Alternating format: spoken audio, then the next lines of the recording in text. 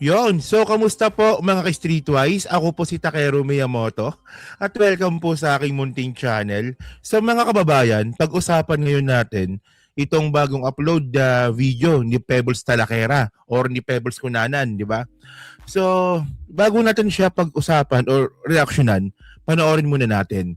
Kasi ito malakas ang ebidensya na totoo itong sinasabi nga po ni Pebbles tungkol nga po sa relasyon ni Hanilet, ni Sara Duterte at saka ni Digong.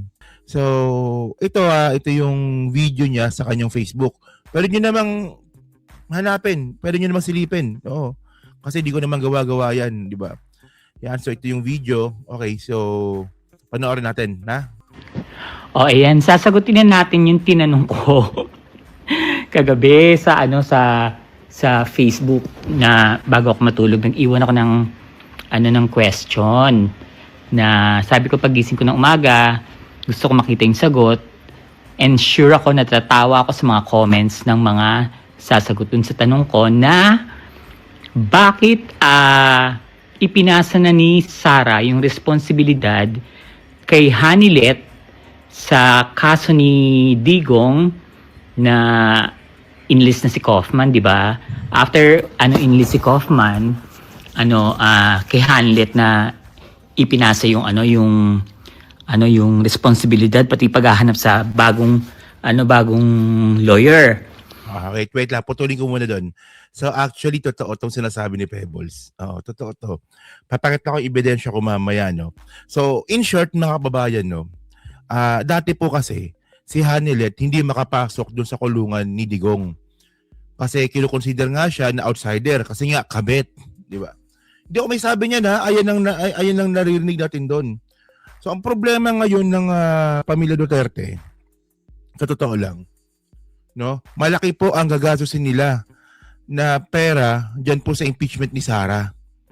So actually, dalawang kaso na po yung kinakaharap nila ngayon. Sa ICC na sobrang mahal din po yung abogado at dito din po sa Pilipinas, yung impeachment ni Sara, na alam din naman po natin na hindi rin ganun kamura, no, yung mga lawyers na kinuha ni Sara, milyon yung mga yan. So, continue natin kasi napaka-interesting nito Sige. Samantalang nung time na nakakulong si Digong, pinaban ni Sara si Hanilet dumalaw.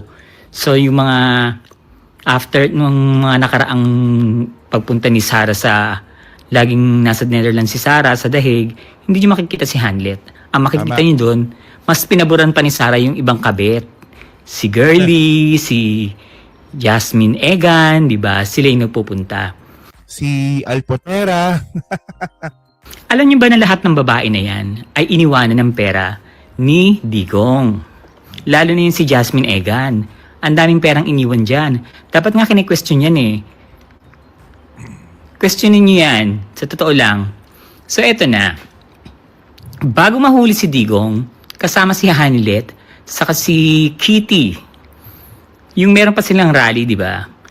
Kaya sila nandun, inilipat na ni Digong ang mga pera niya sa Hong Kong na nakadeposito sa Hong Kong, di ba? The money laundering sa pangalan ni Kitty at ni Hanilet.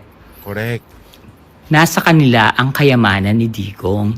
Yun yung susi na sinasabi sa The Hague, sa ICC. Yung sinasabing na freeze na pera sa ICC, wala yon. Barya lang yun. Barya-barya lang yun. Yung talagang maraming pera, ang merong access nun ay si Hanilet dahil sa kanya nakapangalan. Yung susi na yan. So, ibinigay na sa kanya yung responsibilidad sa kaso ni Digong sa pagbabayad ng mga lawyers dahil si Sara ay naubusan na at si Hanilet, na kay Hanilet ang kayamanan. Kaya naman biglang super close na naman sila kay Kitty. Diba? Yan po ang totoong istorya na yung susi. Parang the key is the key. O, diba? Teka lang naano nyo ba? Nakukuha nyo pa? Nasasakay nyo pa? Medyo marami siyang pasabog doon pero pag-usapan natin yan maya-maya lang, no? So kapit, nangangalahati pa lang tayo.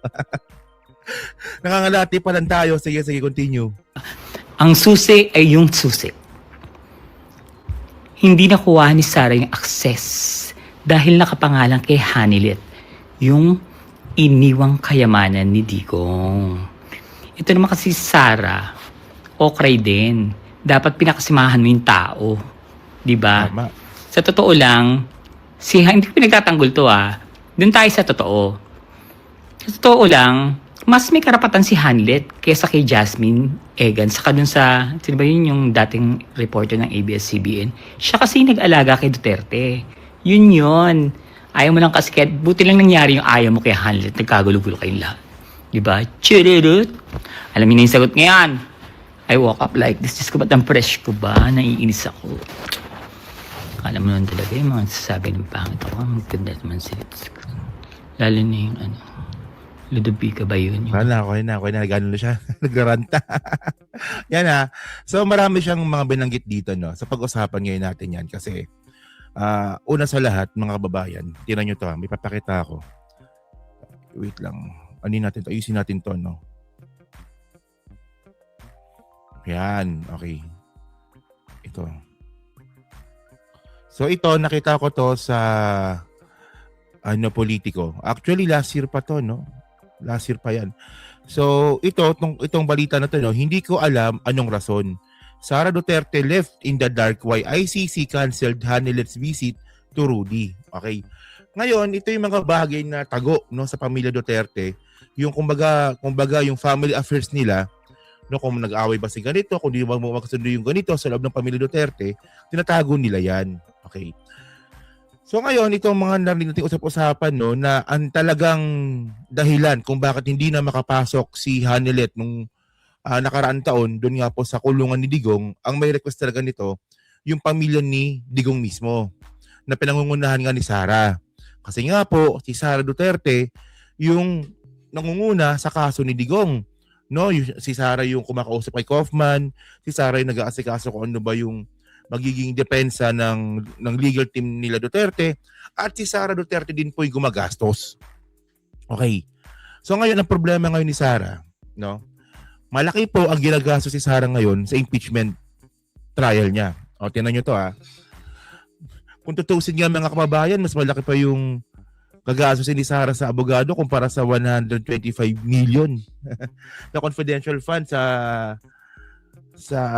OVP, no? Pero yung sa DepEd 500 million yon. So malaki, di ba? Pero by the way, no? Ito ngayon.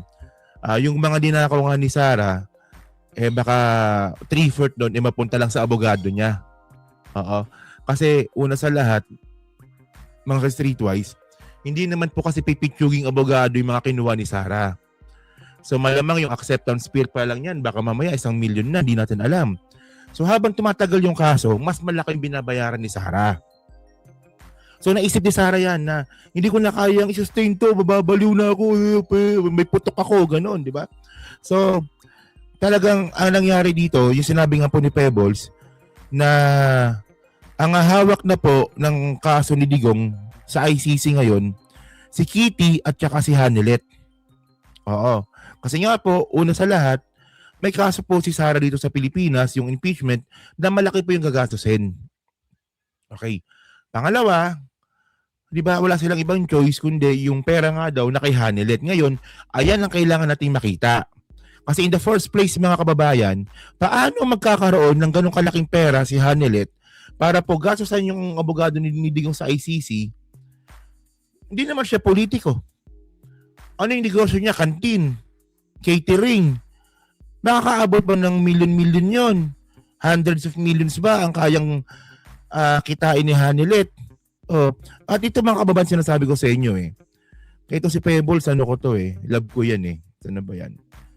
Pag nagpasabog yan, talagang totoo, di ba? So ito may balita to dito, no? Okay. Kaufman, Hanilet, Abansenya, Duterte, Kitty Duterte had role in choosing next lead counsel. So ito yung sinasabi ni Pebbles, no? Na si Hanilet kung nakinig kayo kanina, sinabi ni Pebbles yan okay. Na si Hanilet na raw po yung mahawak no ng susunod na kaso ni Digong. Hindi na nga si Sara, malamang baka dalaw-dalaw na lang. At saka si Kitty Duterte. Bakit? Di ba? Ito malupit. Ito malupit. Kasi tayo hinahanapan lang natin ng reference yung sinasabi ni Pebbles, di ba? So sabi dito, no, the funding and responsibility for ongoing legal matters including the choice and recommendation of counsel has now passed to Abansenya and her daughter, Veronica. Tsaka si Kitty, di ba? No, sabi nga po ito ni Kaufman sa Inquirer. Oh, ngayon, mga kababayan, ito yung ano alam niyo kung ba't natin pinag-uusapan to? Takero, ano yan? Ba't mo pinag-uusapan yan? Bakit mo topic yan? Family matters yan. Wala po tayong pakialam sa family matters ng mga Duterte. Ang pinapakalaman natin dito, yung pera. Yung pera, yung pinapakalaman natin dito. O sabi po ni Kaufman, yung funding ng next stage ng kaso ni Digong sa ICC, si Hanelet na po yung gagastos. So kukuha ng pera si Hanelet. No? 125 million per month? May ganung pera si Hanelet. Na yung inegosyo niya lang naman, canteen tsaka catering. O alam ko may 7-Eleven din ata siya, pero hindi kayang makaabot ng 125 million per month yun, sigurado ako. Ito ang dapat sinisilip din ng ng ombudsman Kasi pera ng taong bayan to Saan galing yung perang ginagastos ng pamilya Duterte dyan po sa hayop na kaso niya na yan sa ICC? Di ba? Ito rin si Sara. Obvious to obvious Kung kailan nagkaroon ng kaso si Sara sa Pilipinas, yan nga po sa impeachment, saka siya nawala, saka siya umalis. Di ba? So money matters po ito. Alam naman po natin na talaga nag-aaway na yung pamilya Duterte dati pa. No? Pero ang pinag-usapan natin dito, yung pera. Saan galing yung pera? Limpak-limpak na pera yan na nilalabas ng Duterte. Tingnan nyo yung pera na yan mga kababayan. No? Kung ninakaw yan dito sa Pilipinas, ibig sabihin nun, nilalabas nila yung pera papuntang The Hague or Netherlands. Diba? So by the way, so good job si Mami Pebs, no? So isang para madiin natin, no? Kaya ako siya ginawa ng content para pumadiin natin kung ano ba sinasabi ni Mami Pebbles tungkol nga po sa relasyon ng pamilya Duterte, especially nga po sa usaping kaperahan. Kasi yan naman talaga yung pinaka-concern natin, di ba? So yun mga kababayan, no? So kayo po, ano masabi nyo nga po dito sa topic nga po or pasabog ni Mami Pebbles. Yan, so pa-comment na po sa baba at binabasa ko pong lahat yan, no? Yan, so salamat. Thank you. Kita tayo next time.